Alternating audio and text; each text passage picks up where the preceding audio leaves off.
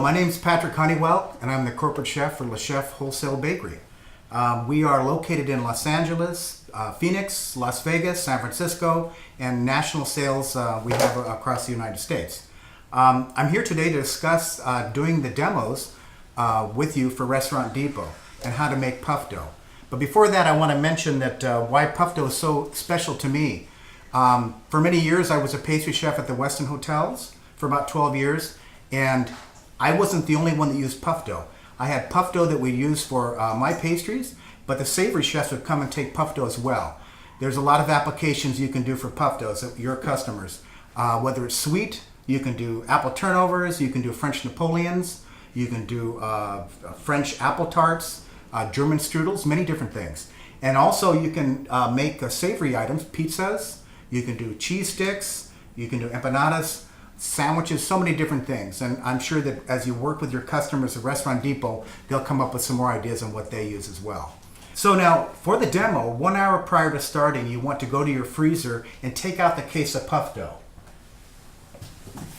This is the case you're going to be using. And just so you know, these are 5 by 5 inch puff pastry squares. You do sell full sheets as well, but these are easier to demo. And there's a lot of functions and use you can get with these. If you pull out the full puff sheet dough, it's very difficult to cook in the small oven. So these are the squares. Take a look, okay? So we're gonna so you keep these, one important thing is once you bring the box, take it out, and you'll be putting it in your cooler and keep it ready to use throughout the day. The next thing you want to do is double check to make sure that you've got your tools that you'll be using for the demo. We have a French knife, we have a serrated knife, a set of tongs, a pastry brush, a docker, and the egg timer, which we'll be using with the oven. I don't know if this is an egg timer, but it looks kind of like it's an egg timer. Okay. And the other thing is you'll have equipped, ready to use for the demo, you need to have 3 sheet pans. The oven will fit 3. These are quarter sheets, and you need to have the paper liner as well coming in. Okay? Now the next thing that we want to go over is how to actually set up the oven and get ready to go. Okay, now I'd like to show you how to operate the oven you'll be using for your demo. Now first we need to turn it on. So to turn it on, you plug it in, and then you'd actually turn the timer on. And I like to set it at about 60 minutes. And you need to have the timer on to heat the oven. If the timer goes off, the oven goes off. So we're going to put that a long time for 60. And then I'll set the temperature for 400. Okay? So temperature set at 400. Timer set for 60 to start. The light comes on because it's preheating. As soon as the oven is preheated, the light will turn off. So you don't have to put in your puff dough into the oven until the light is off, because then you know it's ready to go. Okay, now, half hour before the demo starts, we want to start making some samples for the customers to come through. So what we want to do, what we need to do, is take 2 squares, and we're going to place these right on 1/4 sheet pan. Okay, that's number 1. This you don't have to put on the cutting board at all, because you're going to egg wash right here. The less you handle it, the better. Because if I pick up a piece of dough like this and I go over here and I grab it and I twist it and do all these crazy things, it destroys all the beautiful layers that we have, that we're working on. So this one is okay for now. Okay, so this is going to be our plane.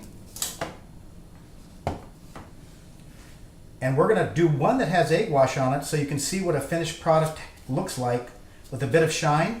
Now, I don't know if you've all made egg wash before, but an egg wash is simply just egg and some water, maybe a touch of just a little bit of water. And if you want to add a little bit more shine, you can add a little bit of salt to it. A gentleman from Switzerland, a baker, showed that trick to me once, and it really does work. Okay, so in this case we have one with egg wash and one without. Now you can see the difference. This is the finished product we're looking for. You can see the height.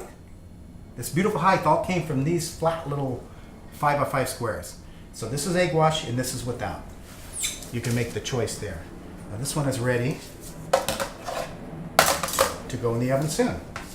But again, we're getting ready for your sample. So next we're going to do, we put on the cutting board and these will be docked. So we use a docking tool. And the reason we have a docking tool is this will basically, and these are sold at Restaurant Depot actually, so it's great if your customers don't have one. This will create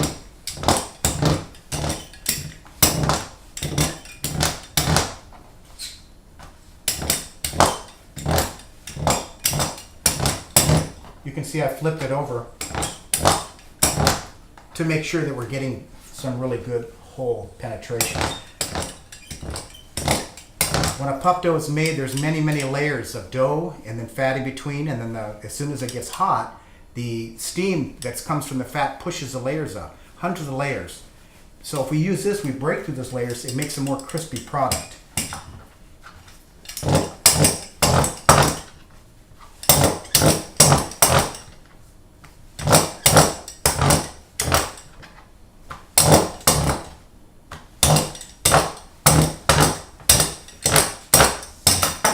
We'll take some egg wash and do one with egg wash.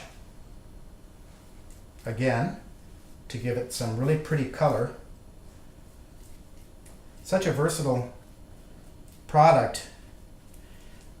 A lot of chefs are going to puff dough now because it doesn't require proofing. If you're trying to decide whether to use a croissant dough sheet or a puff dough sheet, I'm going to put a little extra on here because it makes it really shiny. Okay, so we have two docked doughs. Here are examples of one that is with the egg wash and one without. You can see it's a little bit different. Baked for the same amount of time, baked in this oven. Now this one again, when I did these, I went ahead and started on the tray because I don't want to smash the pieces. This one, I can actually pick up like this. It's gotten soft. And we're breaking the layers down, so that's okay. Voila, there you go. And now, before we bake these, we want to make sure that the oven temperature is set for 400 degrees and the timer set for 15 minutes. Okay, now we're about 10 minutes out before the demo begins, and we want to get our display ready where we actually will show the puff pastry that you've baked so the customers can see it when they come in. They can see what you're working on. So what we have is two of the two types that we baked today, one with the egg wash and one without egg wash, one that's plain and one that's docked. Now you might be asking or thinking to yourself, we're only showing puff dough that's baked. Why are we just doing baked dough, instead of doing all kinds of fillings? We're doing that because really we want to highlight just the dough. If you have a dough piece like this and you put, say, pizza on it and all kinds of sauce, you're going to get people coming by the demo that say, this looks great, give me that pizza. But if you have just the dough, and discriminating chefs, they really want to see how does the flakiness, how does the crisp, etc., without any distractions. And that's why we're going to cut this now and show this as part of the display. So when you do cut your dough, your puff product, you want to use a serrated knife, okay? Because a serrated knife will cut without smashing the dough down. You'll take the knife and do kind of a saw motion. See how easy that cuts? And then you see the layering inside, some space. Beautiful. And then on this one, the one that's docked is going to be more dense. Again, it's very crispy.